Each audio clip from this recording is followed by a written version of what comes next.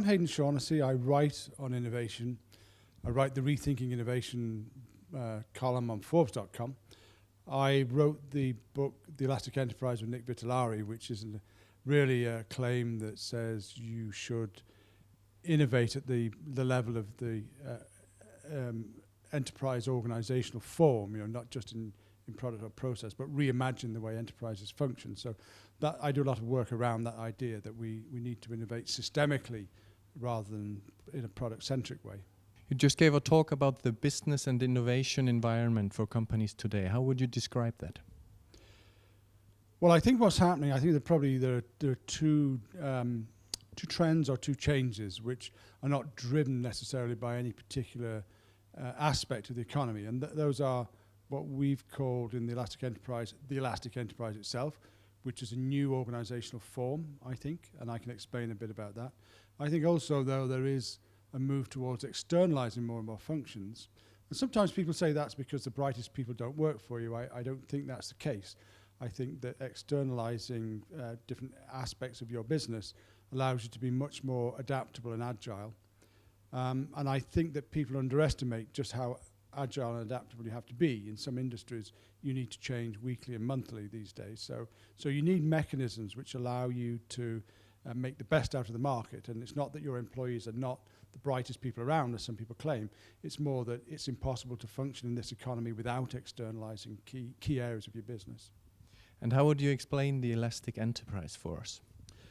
We, in the book, really looked at formal aspects of the Elastic Enterprise. So we looked at business platforms, business ecosystems, what we called connectors, things like application programming interfaces or RSS, which allow you to automate partnerships.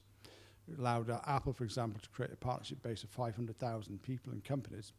And then cloud type services, so platform as a service, software as a service, which allow you to externalize a lot of internal enterprise functions. And then finally, a new form of leadership, because the more you externalize your business, the more you rely on being able to attract resources to you. And to do that, you need a very particular type of leader, a leader who's respected as a peer.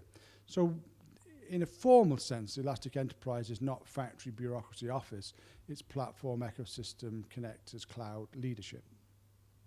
And how important is the partnership and the customer side of things in innovation today? I think we're moving towards a continuum where customers are integral to the firm.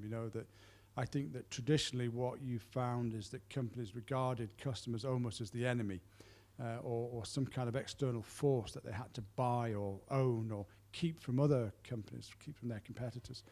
I think we're moving towards a situation where, as individuals, we feel we are customer, we are employee, we are homemaker, and we have a range of emotions that are not being met in this new division or this new role continuum, the sense that we are neither one of those, we are all of them. We're obviously talking about the Nordic perspective today. Are the Nordic countries ready to implement the Elastic Enterprise? Well, it may not be that they're ready to implement the Elastic Enterprise, and what I said in the talk was I think that companies straddle three different types of enterprise now, three different types of organization, old production models, new service layers, and highly externalized elastic enterprises. But I think that what you find is the economy is becoming more externalized. So little of what companies do can be contained within the walls, within the R&D department, the manufacturing department, and the marketing department. So much of the economy is being externalized. And I think that one side effect of that is not just of that, but the recession and also kind of income insecurity that's going with the loss of employment, is that it's a much more emotive time and much more emotion-driven economy, a very people-driven business environment. And I think that what the Nordics have is a very strong tradition in that.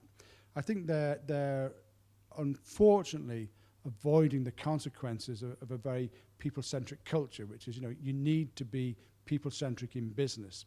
And you need to really, really prioritize the human element and the relationship element. But the Nordics, above all other countries in Europe, I think are best placed for that.